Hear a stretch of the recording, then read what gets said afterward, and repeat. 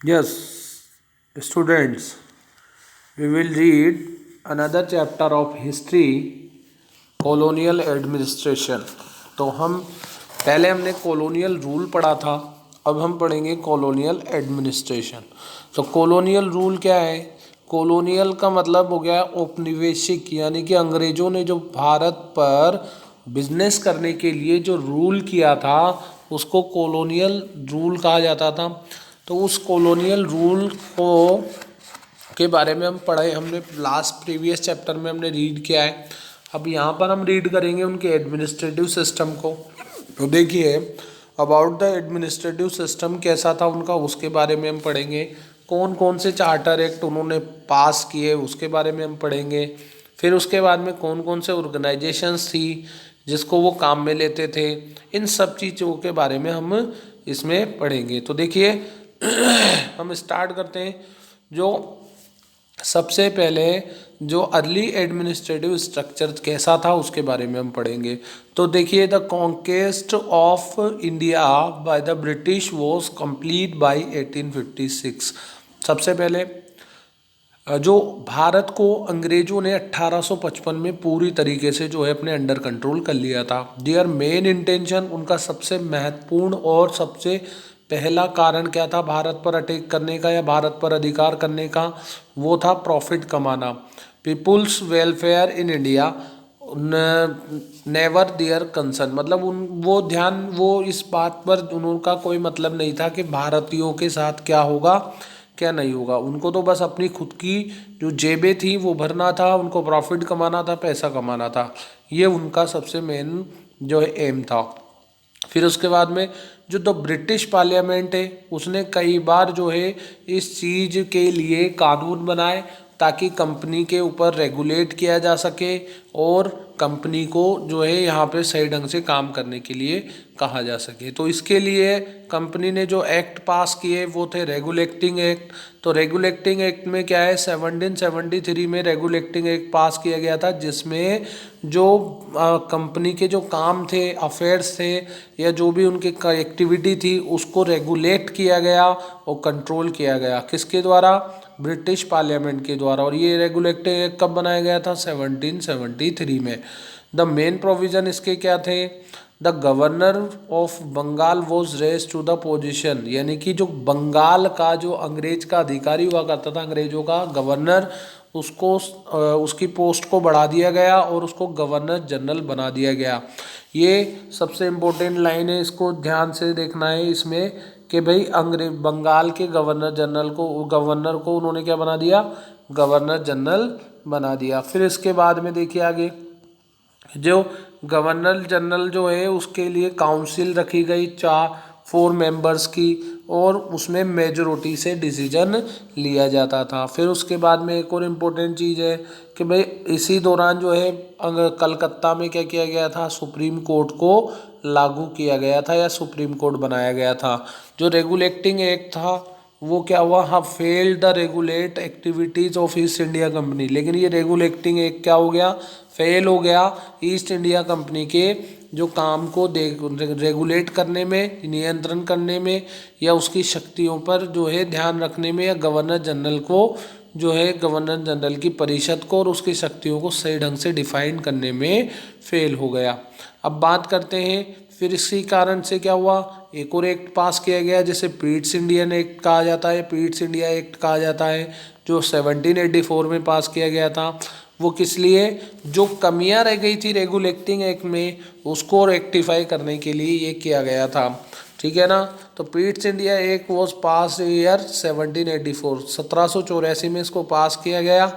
और इसके प्रोविज़न क्या थे कि जो अब ब्रॉड कंट्रोल ऑफ कॉम्प्राइज, यानी कि जो कमियां रह गई थी उस कमियों को सुधारने के लिए कैबिनेट मेंबर्स का जो है उसको बनाया गया, उसको इस्टेब्लिश किया गया और कंपनी पर जो है कंपनी की जो सरकार थी भारत में उसके ऊपर नियंत्रण करने का प्रयास किया गया। मतलब कुछ लोगों की कैबिनेट एक परिषद बनाई गई और उस परिषद के माध्यम से जो है यहाँ पर नियंत्रण रखने का काम किया गया कंपनी की गतिविधियों पर। फिर उसके बाद में क्या करा, the board of the control comprise the secretary of finance, यानी कि जो फाइनेंस सेक्रेटरी और इस राज्यों की जो सेक्रेटरी ऑफ स्टेट जो था भारत का वो, और इसके अलावा 4 प्रीवी काउंसलर जो है स्टेट फॉर इंडिया बनाई गई। इसके अलावा जो गवर्नर जनरल के जो पावर से शक्तियाँ हैं उसको अपॉइंट किया गया, ठीक है, उसको निश्चित किया गया। इसके अलावा governor general had to take the permission from the board before entering any treaty of declaring war against the native king, यानी किसी भी राज्य को या किसी भी राजा के खिलाफ अगर वो क्या नाम से आक्रमण करेगा या उसको अपने अंडर कंट्रोल करेगा तो the governor general had to take permission, तो उसको गवर्नर जनरल को क्या करनी पड़ेगी, परमिशन लेनी पड़ती थी। Although the new act did not interfere with the business aspect the company, बस ये नए एक्ट के माध्यम से जो है इंटरफेयर नहीं किया जाता था, कंपनी किसी भी काम में किसी के कंपनी के किसी भी बिजनेस में इंटरफेयर नहीं हो सकता था।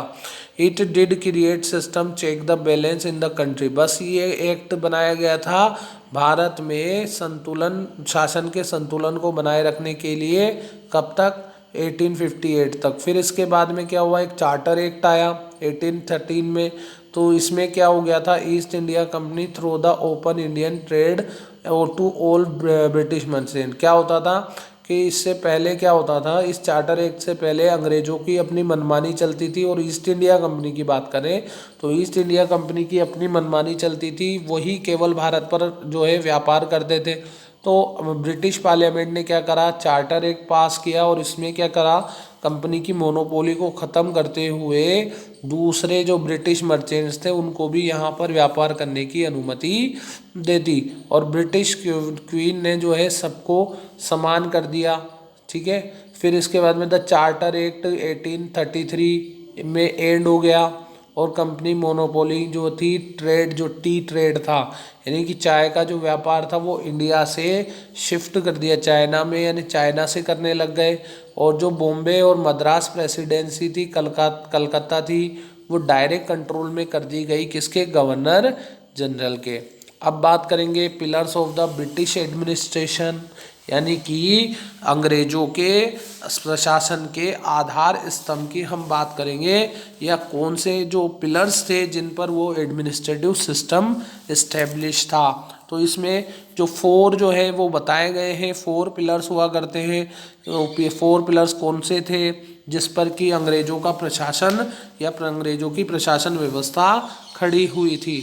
इसमें सबसे पहले आएगा सिविल सर्विस, यानी लोक सेवा है, जिसमें कलेक्टर वगैरह और ये हुआ करते थे। फिर इसके बाद में आर्मी, और इसके बाद में पुलिस, और फिर उसके बाद में न्यायपालिका। तो सबसे पहले हम बात करते हैं सिविल फॉर सर्विस की। तो आप इसको, ये बहुत इंपॉर्टेंट लाइन है, इसको अंडरलाइन भी करके रखेंगे कि लॉर्ड कॉर्नवालिस जो था उसने ही सिविल सर्विस को इंट्रोड्यूस किया था भारत में। He separate the commercial and revenue branches administration, उसने जो कमर्शियल और रेवेन्यू जो ब्रांचेस थी उसको प्रशासन से बिल्कुल अलग रखा।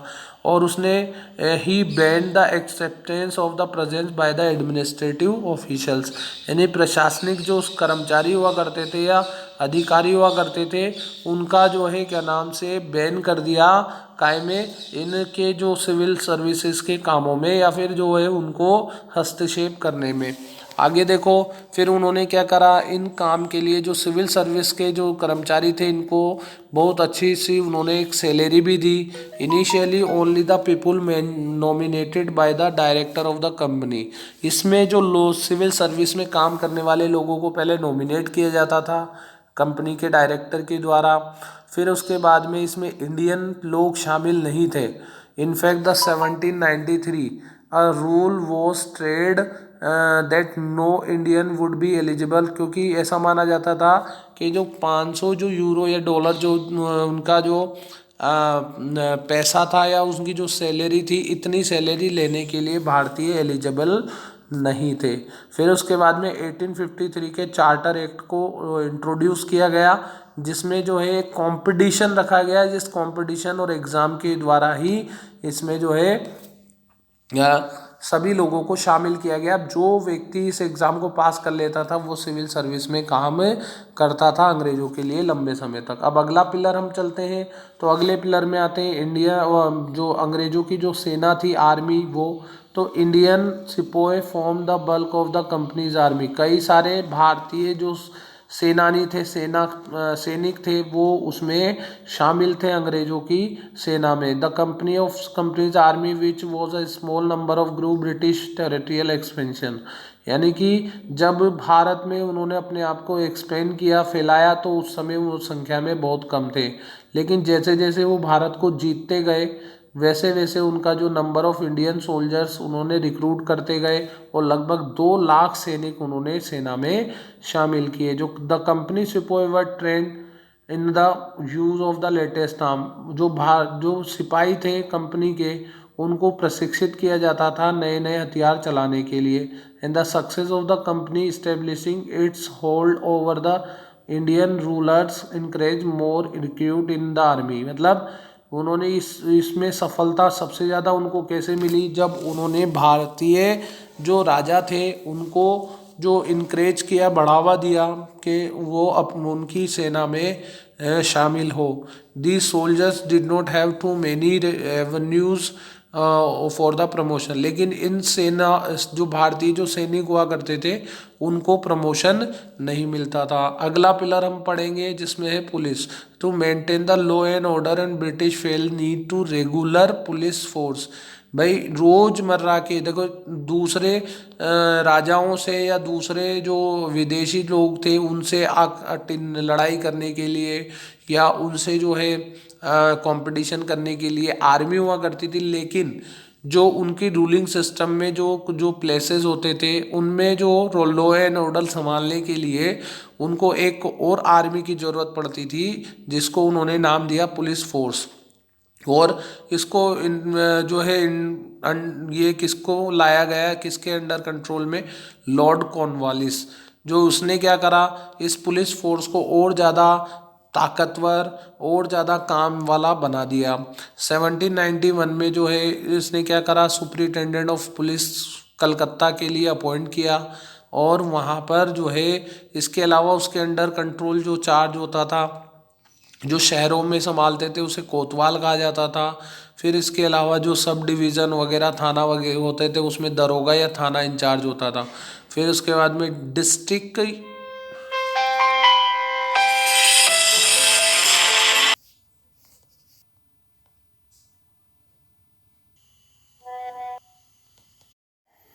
देखिए इसमें हम रीड कर रहे हैं जुडिशरी, एक और पिलर।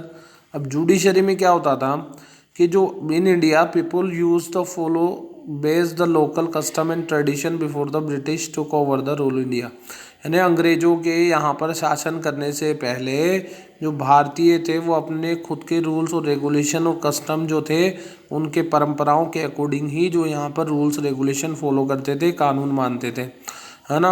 इसके बाद में क्या हुआ, जैसे अंग्रेज आए उन्होंने जो है यहाँ पे अपना एडमिनिस्ट्रेशन इस्टेब्लिश किया। तो उसमें क्या करा उन्होंने, जो अपनी न्यायपालिका है ना उसको यहाँ पे इस्टेब्लिश किया। And the ensure the law where being followed. मतलब उन्होंने फिर यहाँ पर जो है अपना प्रशासनिक व्यवस्था की स्थापित करके अपना कानून व्यवस्था स्थापित की। अब इसने क्या किया, 1793 में जो बंगाल रेगुलेशन वॉज इंट्रोड्यूस, मतलब उन्होंने क्या करा, कलकत्ता में जो इंट्रोड्यूस किया। और some of the old traditions custom of both Hindu और Muslim alike were written down from the law. मतलब बंगाल के जो बंगाल रेगुलेशन के लिए जो उन्होंने कानून बनाए थे या कुछ जो कस्टम वो मानते थे उनको रिटर्न फॉर्म में किया गया और कानून के रूप में लिखा गया। It was during the time Warren Hasting and the Lord Cornwallis that judicial system was given proper shape. मतलब जो उन्होंने, जो वारेन हेस्टिंग ने और लॉर्ड कॉर्नवालिस ने इस जुडिशियल सिस्टम को एक प्रॉपर शेप दिया और एक सही ढंग से जो आकार दे करके इसको चलाया। Civil court as well as criminal court were setup. उन्होंने सिविल कोर्ट और क्रिमिनल कोर्ट सेटअप किए गए।